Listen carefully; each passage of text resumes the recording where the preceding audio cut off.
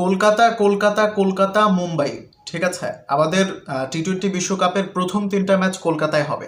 আমরা অনেক সময় একটা অজুহাত আমরা নিজেরা তৈরি করি নিজেদেরকে সান্ত্বনা দেওয়ার জন্য, যে ভারত সব সময় একটা ভেন্যুতে সবগুলো ম্যাচ রাখে নিজেদের জন্য, আইসিসিকে টাকা পয়সা দিয়ে তারা এটা করে। তো এতে এতে করে তাদের প্লেয়ারদের খুব একটা জার্নি করতে হয় না, ট্রাভেল করতে হয় না। তারা একটা ভেন্যুতে খেললে সেই ভেন্যু সম্পর্কে খুব ভালো জানতে পারে, বুঝে ফেলতে পারে। হ্যাঁ, খুব ভালো সারফেস রিড করা সম্ভব হয়। তো এবার আসলে আমাদের এই অজুহাতটা দেওয়া সম্ভব হবে না, কারণ আমাদের 4টা ম্যাচের মধ্যে 3টা ম্যাচই আমরা একই ভেন্যুতে খেলবো, কলকাতার ইডেন গার্ডেন্সে। ঠিক আছে, শেষ ম্যাচটা নেপালের বিরুদ্ধে মুম্বাইতে হবে। তো এই অজুহাতটা যেহেতু আমরা দিতে পারবো না, তাহলে আমাদেরকে মেকশিওর করতে হবে আমরা ভালো খেলবো। বলে রাখা ভালো, 2023-এর ওডিআই বিশ্বকাপে বাংলাদেশ বনাম নেদারল্যান্ডসের ম্যাচটি কলকাতায় হয়েছিল। আমি ভুল না করে থাকলে আমরা সেই ম্যাচ ডেফিনেটলি হেরেছি, এটাতে কোনো ভুল নেই। কলকাতার ইডেন গার্ডেন্সেই হয়েছিল।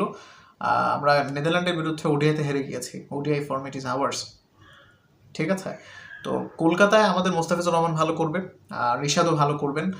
একটু স্পিনিং ট্র্যাক হয়ে থাকে, তবে এখন বোধহয় ভারতের সাথে সাউথ আফ্রিকার যে টেস্টটা হচ্ছে কলকাতার ইডেন গার্ডেন্সেই, সেখানে সাউথ আফ্রিকা রানের বন্যা করে দিলেও ভারত খুবই জঘন্য অবস্থায় আছে।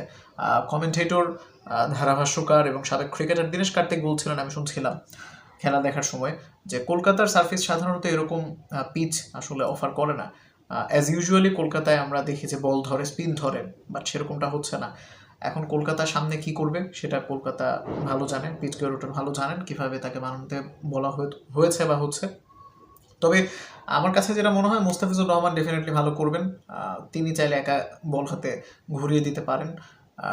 তিনি ইয়েতেও ভালো করেছেন, আইপিএলও ভালো করেছেন, আমরা দেখেছি তিনি একটু স্লো সার্ভিস অনেক ভালো করেন। চিপকে ভালো করেছেন, ইডেন গার্ডেন্সও ভালো করবেন। এই একজন প্লেয়ারকে নিয়ে কেন বললাম, কারণ তিনি হচ্ছেন এক্স ফ্যাক্টর এই দলটাতে, এবং Rishad Hossain can be another x factor. Anyways, কোত্থেকে শুরু করে কোথায় চলে গেলাম। Thanks for watching. আসসালামু আলাইকুম।